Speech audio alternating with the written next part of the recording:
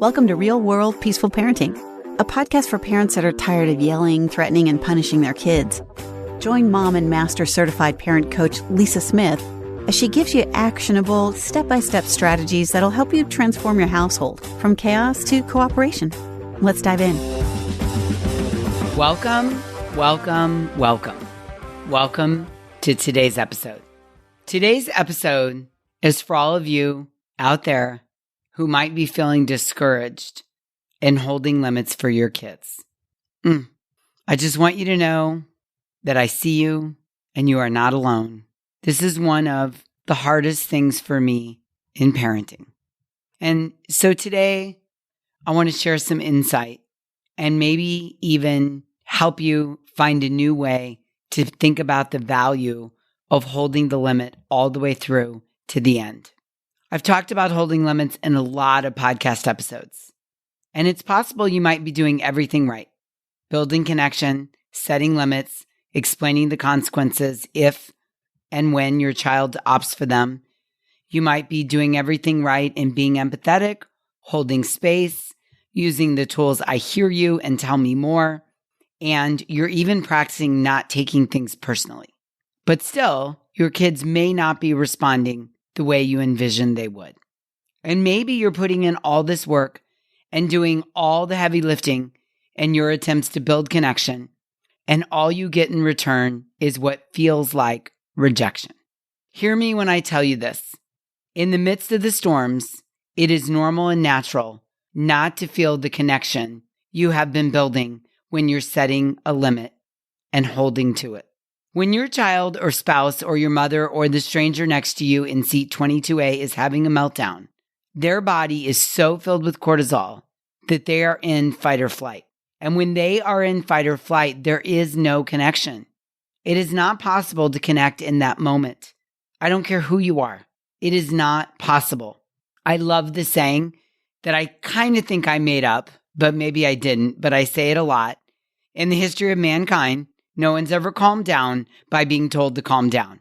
When I'm upset and my husband tells me to calm down, I know he means well, but it is 0.0% helpful. In fact, it does the exact opposite. It winds me up. What I need in that moment is to be left alone. And for your kid or kids, being left alone does not mean that you're running away from them. You don't need to worry that you are abandoning them. Now, they might need you to stand there and be present with them just to bear witness to their storm. But in the moment, you are not going to be able to connect with them. And it is a ridiculous exercise for anyone to ask anyone else who is storming to calm down. It does not serve you, your child, or your relationship to expect a feeling of connection in the moments during a storm. And please hear this. Expect a storm every single time you go to enforce the limit you've established with your kids. Let me say that again. That's way too important not to repeat it. Please, as a parent, expect a storm each and every time you go to enforce the limit that you've established with your kids, because they're dysregulated, they're not connected, and they are never in the heat of the moment going to understand, accept, agree with, validate, much less appreciate that you are holding the limit and allowing them to suffer the consequence of their choices. Now, for all of you recovering people pleasers out there, myself included, it is easy to feel discouraged in your journey to building connection when your kids pull out all the stops in the middle of holding a limit and try to make you bend to their will. They may be very well spoken and convincing when they try to negotiate with you or when they call you mean. They might be full of passion when they say, I hate you or you don't understand, which leaves you feeling desperate to prove that if nothing else, you do understand. You see, we recovering people pleasers are often drawn into a no-win battle of trying to explain and defend all the reasons in the heat of the moment that we're holding the limit. We use logic, we use love, we use reasoning, we use understanding, we use words. We try to give them what we didn't get in the heat of the moment, which as you may well know, gets us absolutely nowhere. Absolutely nowhere. And one of the main reasons is because all kids are emotionally immature. They blame, project, and deflect all of your reasons back onto you. They reject all of your logic and what may even feel like they're rejecting your love in the heat of the moment. And if you just expect and accept that this will be their response when you're enforcing the limit you laid out, life will be so much easier on you.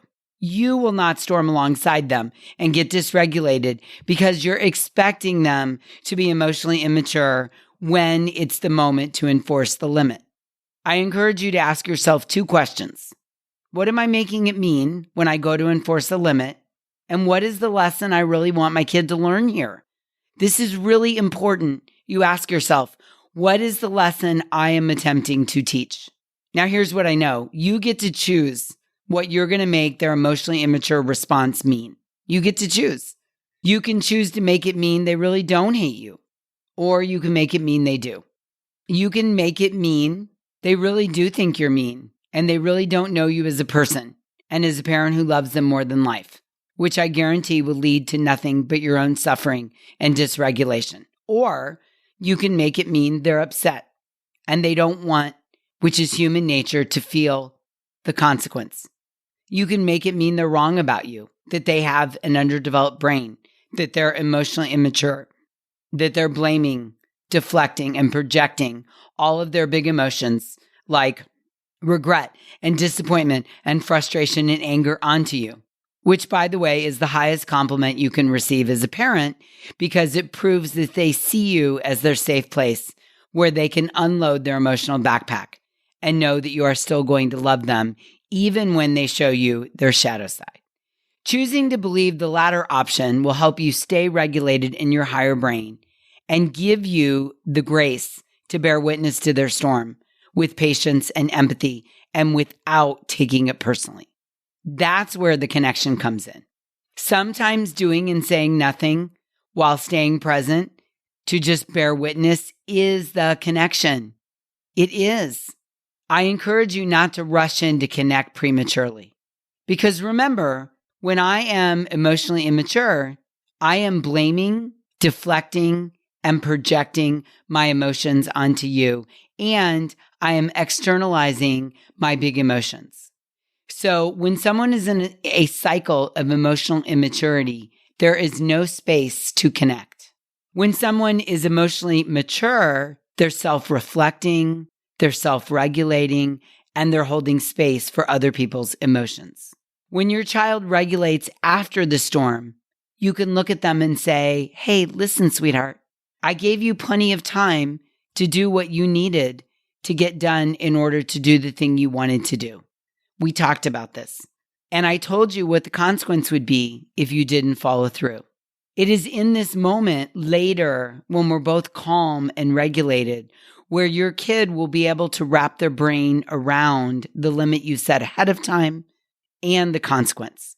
They'll be able to reflect and hold space for other people, you included, when your kid is regulated and emotionally mature, not in the moment of the storm. Another thing you could say when the storm continues to linger is, hey, when you're ready to talk about this and figure out the best next step, I'm here for you. If and when you're ready, I'm ready. Let me give you an example. Let's say you and your daughter have an argument. She was supposed to complete 4 or 5 chores this morning in order to be able to go out to the mall this afternoon with her friends. And let's say that she didn't get the chores done. She didn't meet the goal. And you let her know that she wouldn't be able to go to the mall until all the chores were done. If you choose not to complete all the chores, then you won't be able to go to the mall. Okay? And let's say she didn't complete the chores. So she's not able to go to the mall. And she is mad. Capital M-A-D. Because she really wants to go to the mall with her friends. And her pattern when she gets mad is to blame, project, and deflect all of her disappointment back onto you. This is her pattern. And she's not going to the mall, so she's mad. In this moment, I want you to be able to see the bigger picture, see what's going on. In this moment, I want you to step back and recognize how far you've come on your journey to setting limits, to building connection, to holding space for your daughter's disappointments and big emotions. And I want you to ask yourself, what is the lesson you want your daughter to learn in this moment? You could bail her out and let her go to the mall. You could make excuses. You could rationalize that, well, I know she didn't get it done, but she'll do it next time, or she'll do it later, or she really wants to go. You could bail her out when she makes disappointing choices. Or you could hold to the limit and let her learn that there are consequences to her actions, especially when she agrees to something. It's not a surprise. You laid out the limit ahead of time. When you're done with these chores, then you can go to the mall. Now, here's the thing. I really want you to see this. You have put all the heavy lifting into getting to this point. Maybe you sealed your mouth shut all morning. You didn't remind her or nag her or beg her or coerce her into doing the chores. And you didn't do the chores for her. You laid out the limit ahead of time. If the chores get done, then you can go to the mall. You made sure she understood. And then you let go and let her have her own experience. In football terms, it's like you're on the 5-yard line of teaching her this lesson. We've moved all the way down the field from one end to the other, and we're all the way down on the 5-yard line of teaching her the lesson. And what I hurt for are the parents that get the ball all the way down the field, all the way to this point, and then they don't put the ball in the end zone. And they actually cheat the child out of the full lesson by letting them go to the mall anyway, by making excuses or renegotiating the limits. And the child, please, please, please, Mom, I promise I'll do the chores later. Please, please, please, please, please. Here's the thing. In this example, your daughter already missed the deadline. She chose not to do the chores. She's fully capable of doing them. There was plenty of time. You wrote him down, and she missed the deadline. And in this instance, she needs to feel the impact of that in order to learn the lesson that choices have consequences. That by choosing not to do the chores, there is a consequence of no mall time. If she had chosen to do the chores, the consequence would have been she gets to go to the mall. If she doesn't learn it this time, then we're going to have to do it all over again on something else. So my plea to parents is please, please, please don't fumble the ball on the 5-yard line. Because like in football, in Candyland, you have to go all the way back to start. Finish it out and get the ball in the end zone. You've done all the heavy lifting. Now just finish it out. Now here's another tool that could be helpful when you're faced with this scenario. And we're all faced with this scenario regularly when we set limits with our kids. It feels like their job is to test us, right? You feel that? Oh, I feel like my kid tests me all the time. But here's another tool you can use. And I really want you to take this in and hear this. I want you to allow that your daughter or son or children can simply be wrong about you. It's possible they're wrong. When they say you're mean or you don't understand, just allow them to be wrong about you. We're wrong about people all the time. You do understand. She chose not to get the chores done, and therefore she doesn't get to go to the mall. Just keep telling yourself, she's wrong about me in this instance, and I know it. She doesn't have to know it, but I know it. The words coming out of your child's mouth when they're dysregulated and upset because you're holding the limit are just their thoughts in the moment. Thoughts are just sentences running through their head that they decide to verbalize to you. And you get to decide whether you're going to believe the thoughts or not. So what you can do is very calmly and confidently tell your daughter that you're holding the limit. And that because she chose not to do the chores, she doesn't get to go to the mall. And she gets really dysregulated. And then she opens her mouth and the words come out, "Oh my God, you're so mean, Mom. I can't stand you." And then I want you to say to yourself, that's just a thought. That's just a thought coming out of her mouth in the heat of the moment. Just a thought. And I'm not going to believe it. You don't even have to respond to her comment because you're being mean. Her statement that you're being mean has nothing to do with the lessons that actions beget consequences. She's just spewing out words. She's just projecting and blaming and displacing her big emotions onto you with thoughts. Oh my gosh, I hope you're having a total light bulb moment right now. This is what immature people do. They project, blame, and deflect, and they externalize their big emotions onto other people. And just because of the development of her brain, your daughter's immature and she's upset that she's not getting what she wants, or she's disappointed because she really wanted to go to the mall and she didn't really think you would hold the limit. And so now she's projecting and externalizing her big emotions. But if you get caught up in the tangle of the words of being mean and try to explain or justify or quiet her down, she doesn't get to feel the consequences of her choices. If you just lovingly stand there and look at her and just help her through the storm, I know, sweetheart, I know you're disappointed. Next time when we have this conversation, you'll have a chance to complete the chores and then you can go to the mall. I can't tell you the number of parents that get to this point and feel bad and get uncomfortable and cave on the consequence on the 5-yard line and let the daughter go to the mall, which is then actually worse because then the child learns, oh, my big emotions get me what I want. Instead of learning that doing the chores, the agreement of do the chores and we go to the mall, then what the child learns is I don't have to do the chores. And if I throw a big enough storm, meltdown, tantrum, I can get someone to cave and let me do what I want. I don't have to follow the rules. I can have a meltdown and blame everything on my parents, and then I get what I want. I know it's hard to hear, but that's what happens when we give in on the 5-yard line. And listen, I got a strong-willed, full-contact sport kid. I know firsthand how hard it is to follow through on that limit. It's hard to stand there. It's hard to watch your kid make a mistake. It's hard to implement the consequences of holding the limits. It's just so much easier to drop them off at the mall, but it's not helpful. It's hard to hold the limit all the way into the end zone. Believe me, I get it. But here's what I know with 100% certainty. The more you let them make the mistake and figure out how to manage the consequence, the more emotionally mature they will become. They will learn to take responsibility. They will learn that their decisions and actions have consequences. They will learn to plot things out. They will understand there are consequences. They will learn to make decisions ahead of time. I don't want to do the chores, but I'm going to do them because I really want to go to the mall. And I know that if I make an agreement with my parent, she will follow through on it or he will follow through on it. So I better follow through on it. There is so much benefit that can come from letting our kids suffer and feel the impact of their decisions rather than bailing them out, especially at the 5-yard line.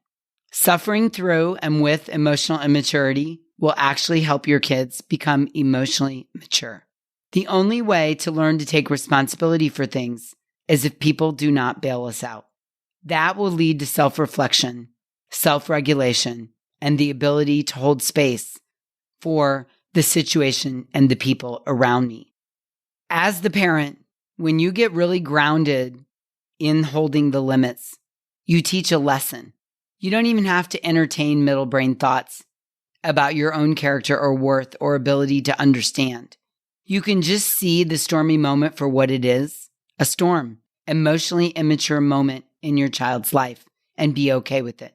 It's hard to watch our kids make mistakes and suffer emotionally, especially when we really want them to have or be or get what they wanted. It breaks our heart when their hearts break. But you have to ask yourself, what am I making this mean? And what am I ultimately trying to teach? You have to ask yourself, I've come this far. I've moved the ball all the way down the field. Do I want to fumble the ball on the 5-yard line? Or do I want to put the ball in the end zone and help my child learn that I'm serious about holding limits and that there are consequences to their decisions, choices, and actions? That helps them mature emotionally. I want that for you, and I want that for your kids. I want that for all of us. Yeah? Oh, so good, isn't it? Oh, I love it. Okay, until we meet again, I'm wishing you peaceful parenting. Thank you so much for listening today. I want to personally invite you to head over to thepeacefulparent.com/welcome and sign up for my free Peaceful Parenting mini course. You'll find everything you need to get started on the path to peaceful parenting just waiting for you over there at www.thepeacefulparent.com/welcome. Can't wait for you to get started. Thanks for listening to Real World Peaceful Parenting. If you want more info on how you can transform your parenting, visit thepeacefulparent.com. See you soon.